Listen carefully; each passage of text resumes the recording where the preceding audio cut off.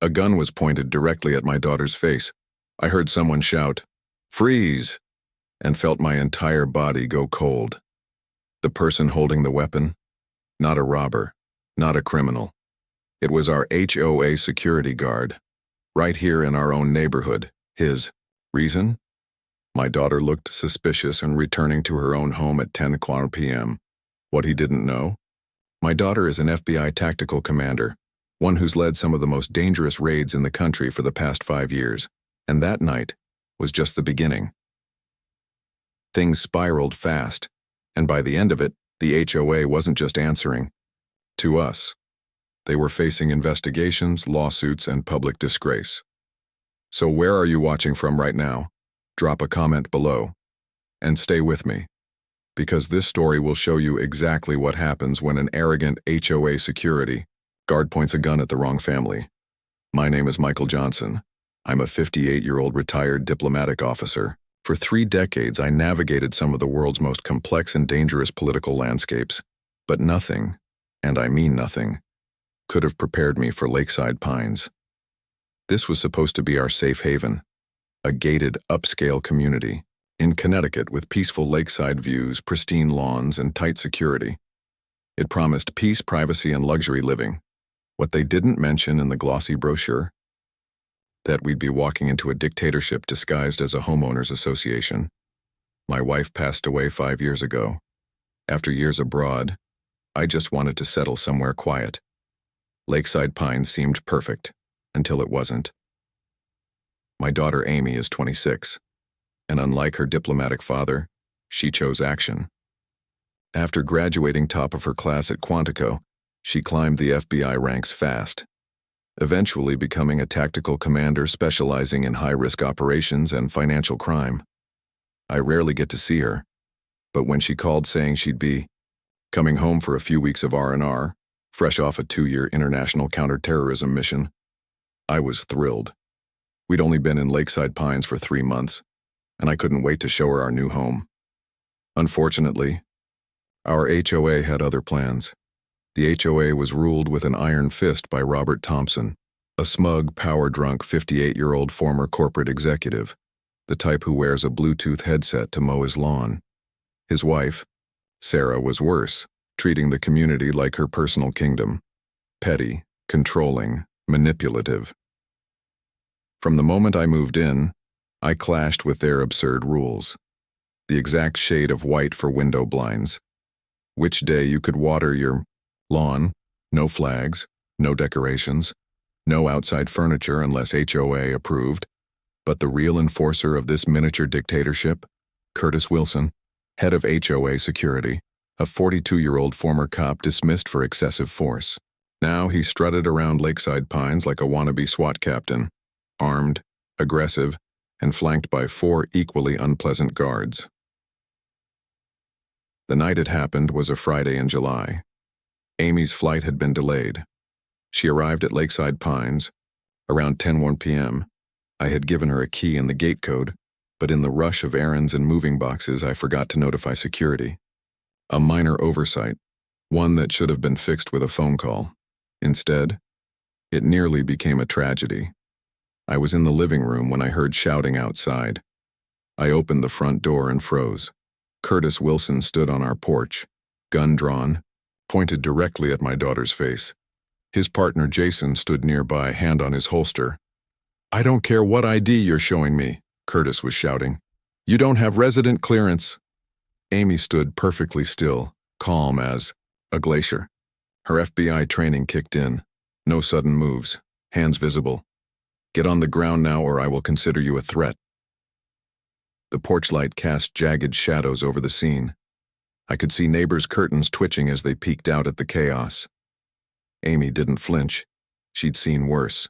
Hell, she'd led hostage rescues under live fire. She knew Curtis was holding a Glock 19 and that he almost certainly wasn't licensed to carry it as a private security guard in this state. "Curtis, what the hell are you doing?" I yelled, stepping outside. "That's my daughter." I tried to move between them, but Amy subtly shifted, not letting me into the line of fire. Curtis didn't lower the weapon. His face was flushed, drunk on power. "Your daughter should have checked. In with security, he sneered. We have protocols, Mr. Johnson. No exceptions, even for FBI agents, and if that's even real. Finally, after a long, agonizing pause, he lowered the gun. Amy's voice was calm, but crisp and commanding. Mr. Wilson, pointing a firearm at a federal officer without cause is a felony. Also, I don't believe you're licensed to carry that weapon under Connecticut private security regulations. Curtis's face turned pale. Jason stepped back looking nervous, but Curtis tried to save face. This is private property. Different rules apply here, he muttered, far less sure of himself. I'll be reporting this incident to Mr. Thompson, he added, turning sharply. Expect to hear from the board. I got Amy inside and locked the door behind us. My hands were shaking with rage. I'm so sorry, sweetheart, I said. That was completely unacceptable. Amy hugged me calmly. It's okay, Dad. I've faced worse, but that man, he's dangerous. Not because he's skilled, but because he's insecure and armed.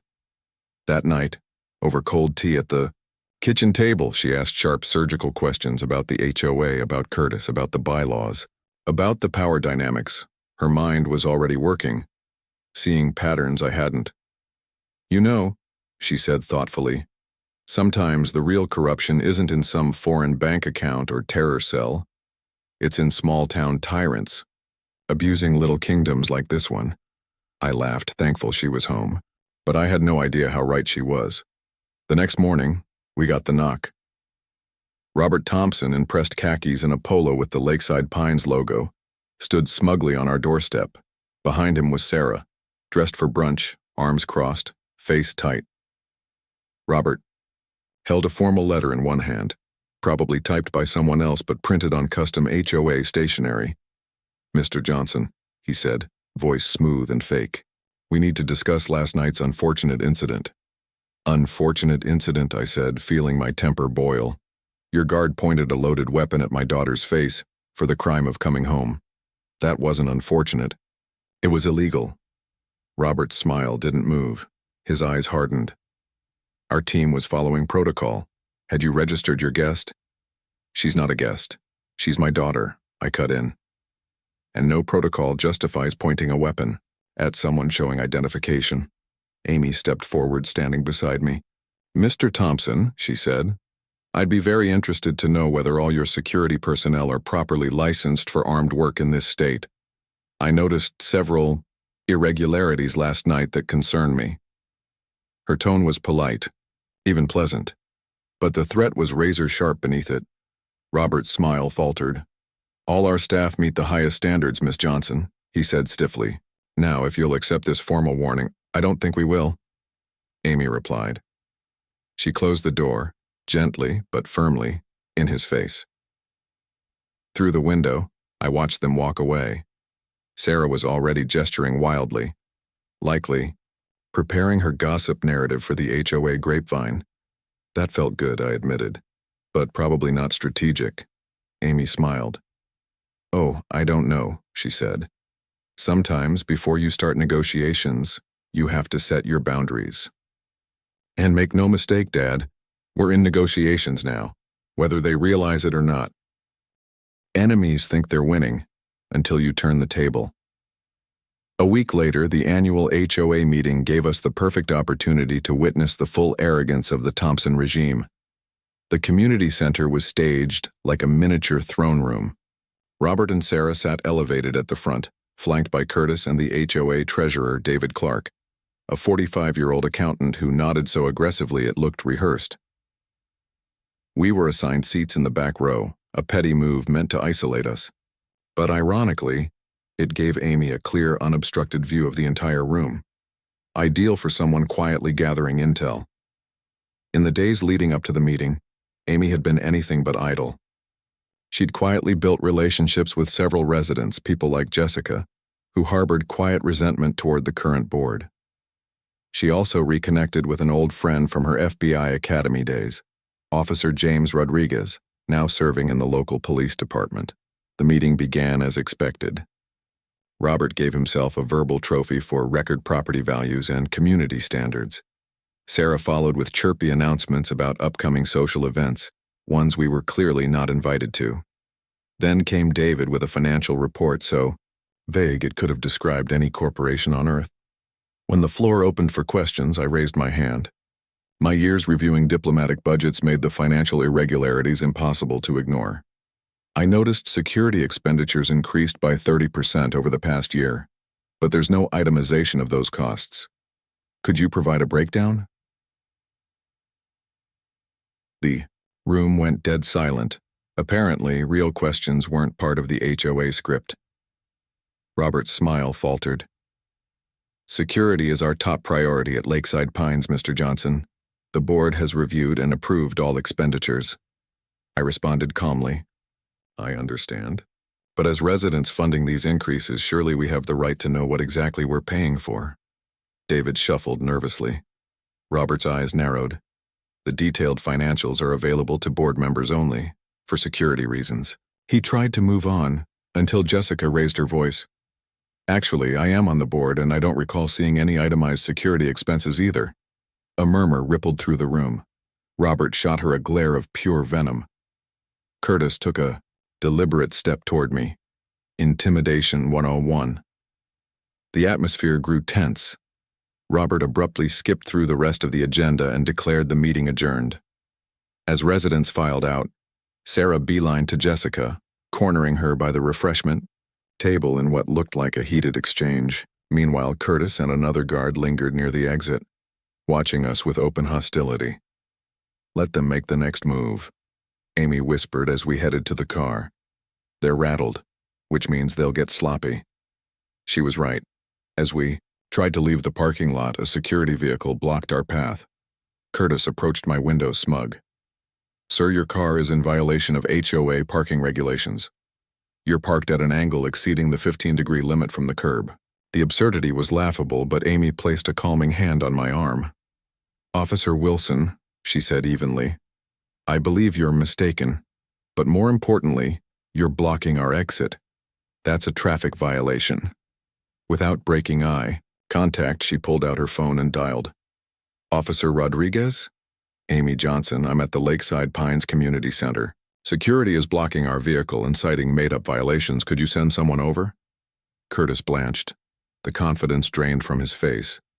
There seems to have been a misunderstanding, he muttered, signaling his colleague to move the vehicle. As we drove off, I glanced in the rearview mirror.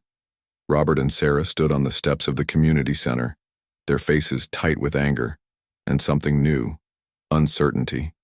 That won't endear us to the neighbors, I remarked. As we turned onto our street, Amy's reply was crisp. We don't need to be loved, Dad, just respected. And sometimes respect only comes after you show your strength. Back at home, Amy laid it all out. Curtis isn't just a bad ex-cop with an attitude problem. He's a symptom. She opened a folder and placed it on the table. Jessica and I dug deeper into the HOA finances. There are serious irregularities. The folder contained 5 years of financials. For one, the security company Curtis works for. It's owned by Robert's brother-in-law. Premium rates, bottom-tier service. It's blatant self-dealing. She flipped to another document. More, importantly, over $300,000 is unaccounted for, supposedly spent on infrastructure projects no one can actually point to. I examined the records. The patterns were all too familiar. This is a classic embezzlement scheme, I said, despite myself. But why risk all this for relatively small gains? Amy gave a cold smile. It's rarely about need. It's about entitlement. People like Robert and Sarah believe the rules don't apply to them. The money's just the cherry on top of the control. She pointed to a property report. Did you know Robert owns 3 properties in this community? Through shell companies. And not one has ever received a violation, despite blatant infractions. Before we could continue, Amy's phone buzzed. A text from Jessica. Board emergency meeting tomorrow. Are pushing new bylaw amendments. Need to talk. They're accelerating their timeline, Amy said, which means we accelerate ours. She made a call. Her voice shifted into professional cadence. Marcus, it's Amy. I need a consult on a financial analysis. Civilian matter, but time-sensitive. Can you fly to Connecticut tomorrow? Perfect. I'll text you the address. She ended the call and turned to me. Marcus Reed, FBI top financial crime specialist. He's between cases and owes me a favor. He can verify everything I've found and build a rock-solid case. I raised an eyebrow. Amy, this is a neighborhood dispute, not a federal investigation. Her tone was resolute. Dad, when people in power abuse it and commit financial crimes, it's exactly what should be investigated. And besides, her eyes narrowed. Nobody points a gun at me and gets away with it. The next morning, we received 5 separate HOA violation notices, one after another. Our trash can was 2 inches out of position. The porch light's tone was excessively warm. The American flag was improperly illuminated. After sunset, the harassment didn't stop.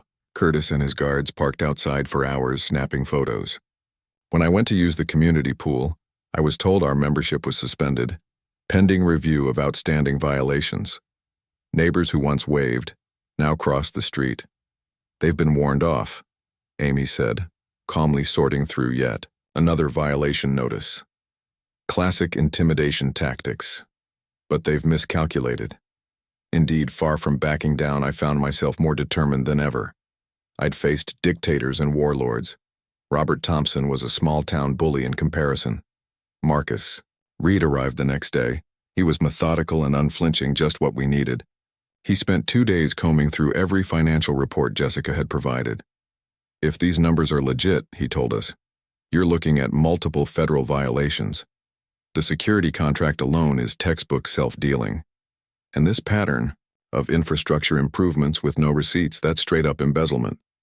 Meanwhile, Amy installed discrete security cameras across our property, high-grade, barely visible. Just documenting everything, she said. Building a case means evidence. That preparation paid off. 3 days after the HOA meeting, our cameras caught Curtis and 2 guards sneaking into our yard at 3 a.m., measuring grass height with flashlights and photographing our home. Then came Linda Peterson. In tears. Sarah cornered me at the community center, she sobbed. Said if I keep visiting you, my grandkids won't be allowed over anymore. They're all I have since my husband passed. I can't lose them. Amy hugged her gently.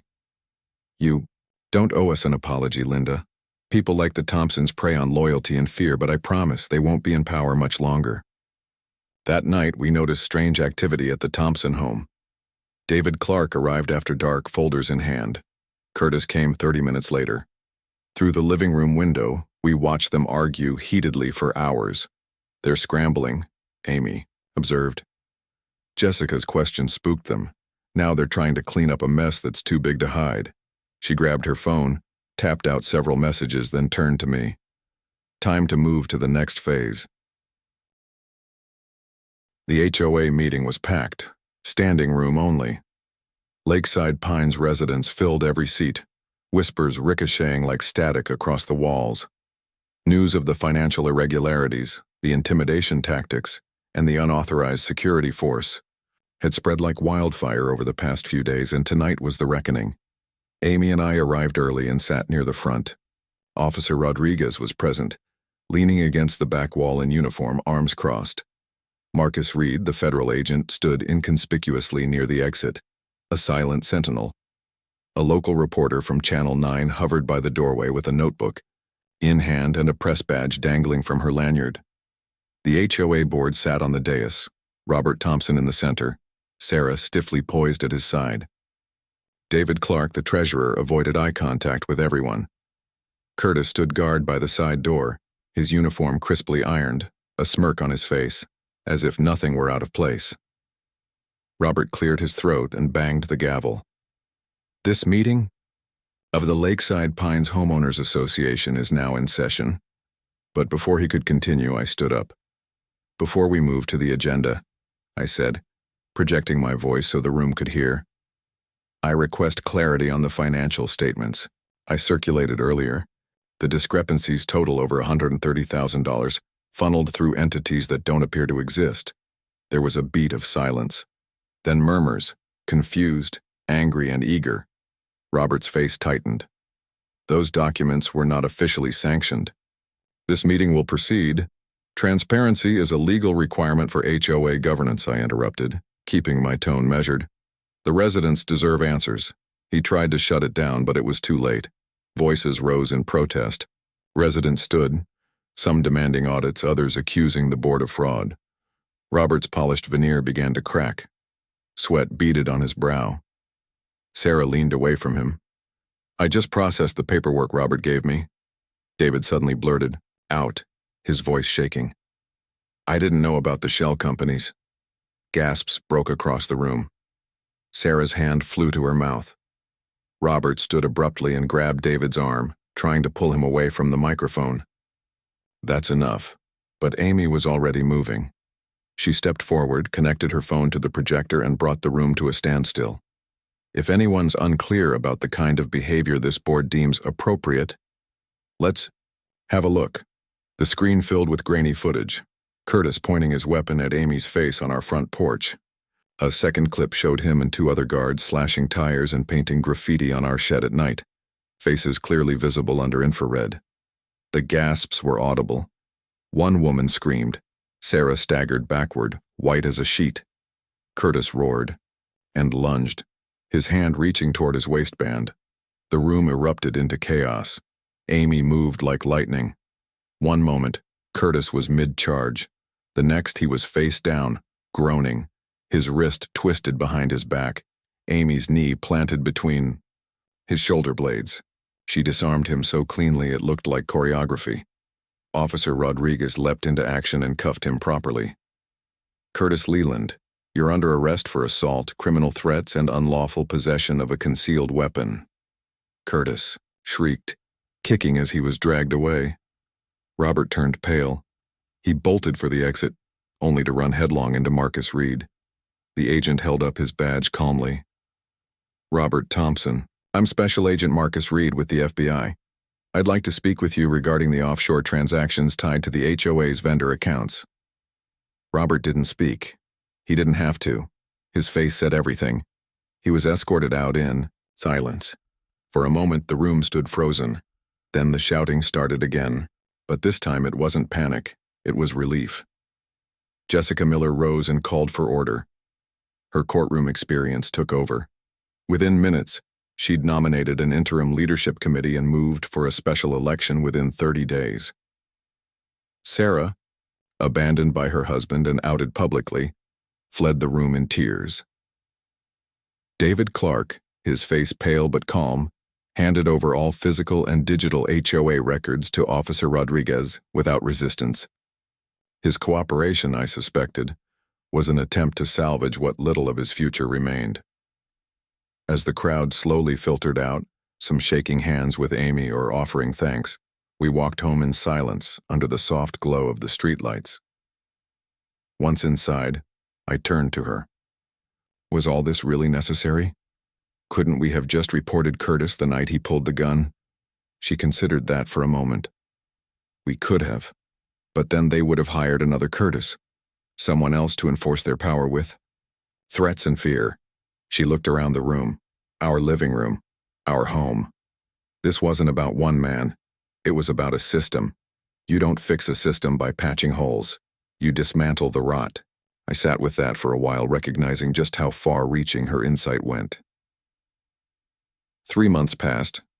Robert was charged with embezzlement, tax fraud, and wire fraud related to the fake vendors and shell companies. The FBI followed the money trail, all the way to an offshore account in the Caymans. Curtis was charged separately: illegal weapons possession, assault with intent to intimidate, and conspiracy to vandalize private property. Sarah sold their house and moved in with her sister, out of state. The woman who once ruled over pool schedules and lawn lengths with a designer iron fist was gone. David Clark testified against Robert in exchange for leniency, providing a complete breakdown of how HOA funds were misappropriated for years. The security company, an unlicensed, improperly formed entity, was dissolved by court order. A new firm, state-certified and fully vetted, was hired with a clear contract outlining their limited authority.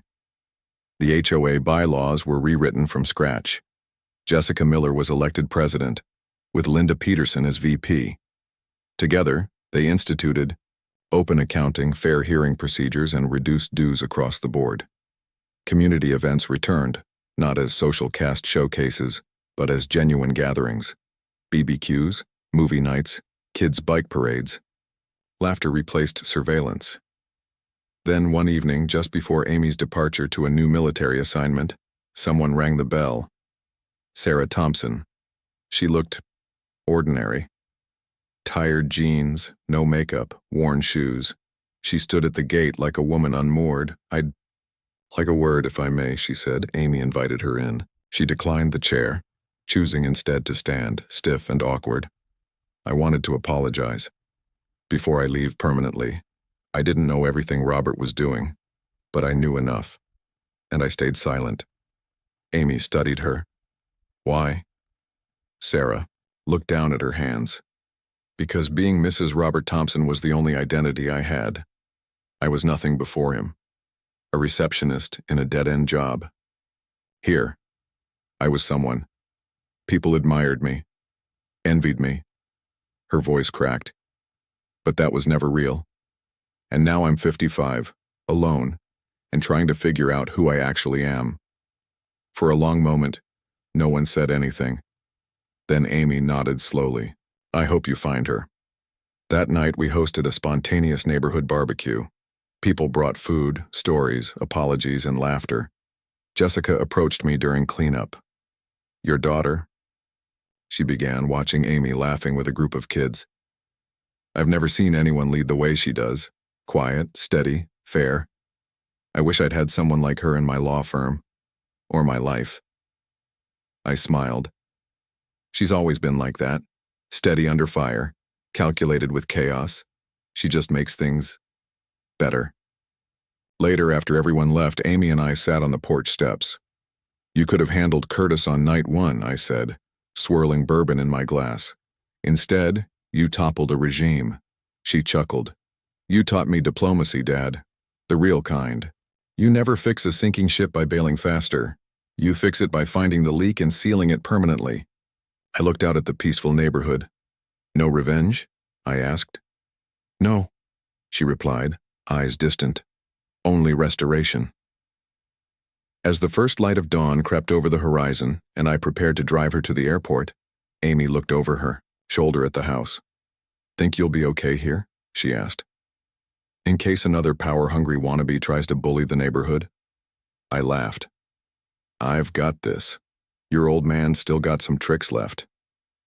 We drove on, the sun rising on a lakeside Pines reborn, not through brute force but by a quiet war fought with evidence, courage, and justice. The meeting was adjourned, but not before it exploded. Robert Thompson's attempt to shut things down had backfired spectacularly. The moment he tried to gavel the meeting to a close, half the room stood up in protest. "You owe us answers," one resident shouted. "This isn't your kingdom," another roared. Voices rose. Tension snapped like old cable. I remained seated, calm. "The financial records speak for themselves," I said, loud enough to cut through the noise. "If there are legitimate explanations for these discrepancies, I'm sure we'd all be relieved to hear them." Robert didn't reply, but David did. Looking like a man cornered, sweating through his collar, he blurted, "I just processed the paperwork Robert gave me. I didn't know about the shell companies." The room fell into stunned silence for a beat. Then Sarah gasped, audibly, and stepped back like the words had struck her. Robert lunged toward David, trying to pull him away from the microphone. But it was too late. The truth was out, and the crowd smelled blood. The local reporter scribbled notes furiously, while Marcus Reed, the quiet, serious man by the door, moved casually toward the exit, like a fisherman knowing the net had finally closed. Robert realized he was losing the room. Fast. So he pivoted. "This is a private HOA matter," he barked. "It's being blown completely out of proportion. Mr. Johnson clearly has a personal vendetta, ever since his daughter was appropriately questioned by security." That was when Amy stepped forward. Until then, she'd stayed in the background, quiet, observing. But now, she moved with intent, expression unreadable, shoulders squared, voice neutral but ice cold. I believe the residents should see exactly what appropriate questioning looks like in Lakeside Pines, she said. Then she connected her phone to the projector. The room darkened. The screen flickered to life, and then, there he was. Curtis, on camera. A frame of him aiming his gun directly at Amy's face. The gasps came instantly. No sound effects needed. Then came the footage of him and two other guards trespassing onto our property at 2 a.m., kicking down our fencing, tearing out surveillance. Cables, pandemonium. Audible gasps. A woman screamed. One man yelled, "That's a felony!" Sarah made a sound somewhere between a sob and a moan, hands flying to her mouth. But it was Curtis's reaction that triggered the chain of events no one forgot. The big man snapped. With a roar, he charged. Straight at me, hand going for his waistband. Weapon, knife? No time to find out. But Amy didn't need time. She was already moving, clean, fast, efficient. In 3 fluid motions, she intercepted him mid-lunge, twisted his wrist with a sharp crack, flipped him face down, and had his own, handcuffs secured around his wrists. All before anyone else could even scream. Curtis didn't just hit the floor, he slammed into it like a downed rhino. Amy's knee pressed between his shoulder blades, her voice calm. "You are under arrest for assault, possession of a concealed weapon, and criminal threats." Officer Rodriguez arrived seconds later and took custody. Curtis was still shouting obscenities as he was dragged away, face purple with rage. Then, Robert ran. He bolted for the exit, head down like a linebacker hoping to escape in the chaos. But Marcus Reed was already waiting. He flashed a badge. "Robert Thompson, Special Agent Marcus Reed, FBI. I'd like to ask you a few questions regarding your HOA's financial activities, specifically the offshore vendor payments you approved." Robert paled, stopped in his tracks, then dropped his briefcase. He didn't say a word as the agent escorted him out. The room stood frozen for a heartbeat. Then it erupted. Arguments, cheers, cries of, "I knew it." And how deep does this go? Jessica took charge like she was born for it. Her courtroom training kicked in as she called the meeting back to order and proposed an interim leadership committee until formal elections. Sarah Thompson fled the room in tears, alone. David, clearly shaken, voluntarily handed over every HOA document he had to Officer Rodriguez, mumbling something about cooperation and leniency.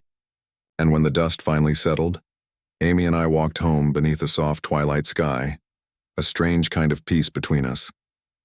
Was all that really necessary? I asked her.